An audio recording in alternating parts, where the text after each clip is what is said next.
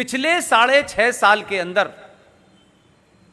कोई 70 से ज्यादा राष्ट्राध्यक्षों को गीता दे दी गई है जो भारत आया था। खुशी की यह बात नहीं है, जो आएगा उसे तो गीता मिलेगी।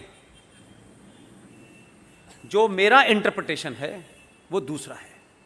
मेरा इंटरप्रिटेशन यह है कि भारत की जो रक्षा पॉलिसी है उसका नैरेटिव यह था कि हम पहले हमला नहीं करेंगे,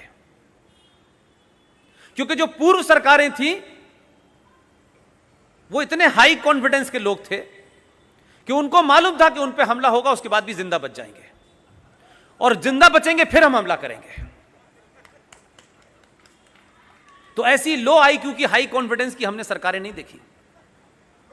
इस आदमी को लगा कि ये दुनिया में कहीं ये पॉलिसी होती है, आप अपने घर में करते हैं ये पॉलिसी कि एक आतंकवादी घुस जाए पहले, वो जब गोली चलाएगा उसके बाद आप चलाएंगे। तो वो गोली हवा में चलाएगा, आप उसके सीने पे चलाएंगे क्या? आप रहेंगे तब गोली चलाओगे ना भाई।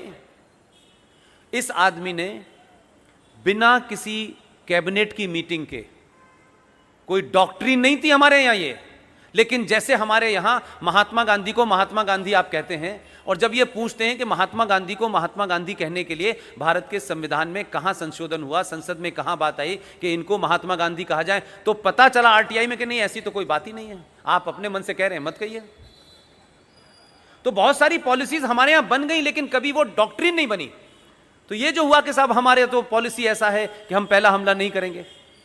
इस आदमी ने बिना लंबी चौड़ी बात करते ही इनको लगा कि फला जगह से हमला होने वाला है, ये उठे, उन्होंने वहां जाके हमला कर दिया। अब बालाकोट में जब हमला कर दिया तो पाकिस्तानी बोले, अरे ये तो कह रहे थे कि पहले हमला नहीं करते।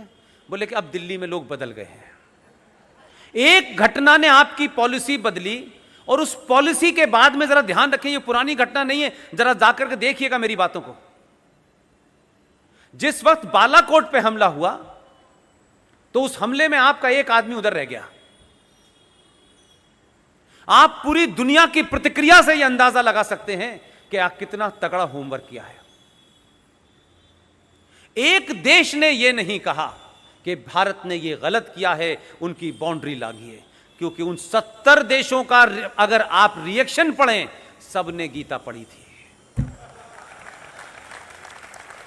उन सब का रिएक्शन आप देखें तो मैं ये मानता हूं कि उन्होंने गीता लेके नहीं गए, पढ़ ली थी।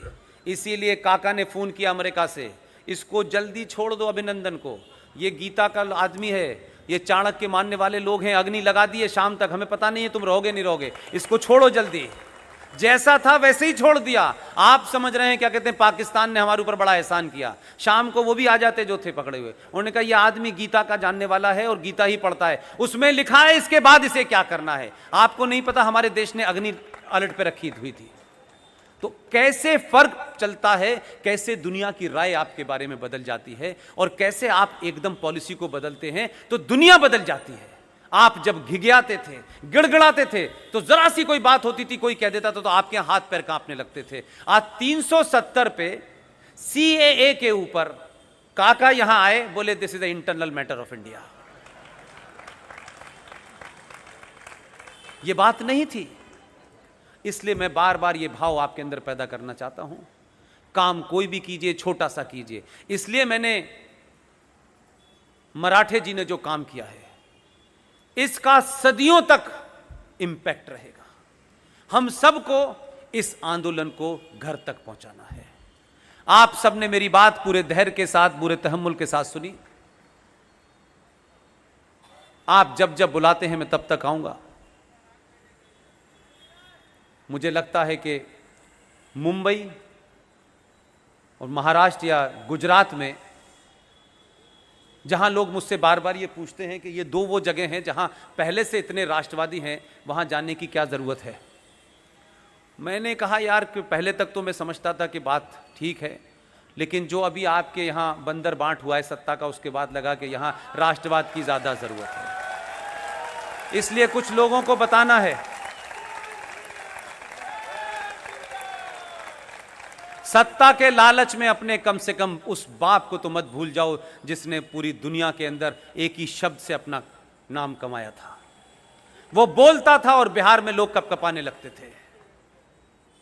आज तुम उस मृत आत्मा को भी श्रद्धांजलि देने से डर रहे हो। लानत है ऐसे लोगों पे जो हिंदुत्व की राजनीति करके देश को बेचने में लगे हैं। किन लोगों को सत्ता में उन्होंने बिठाया है, कौन लोग हैं वो? ये किसी से छुपा हुआ है? जो हो रहा है वो सबको पता है।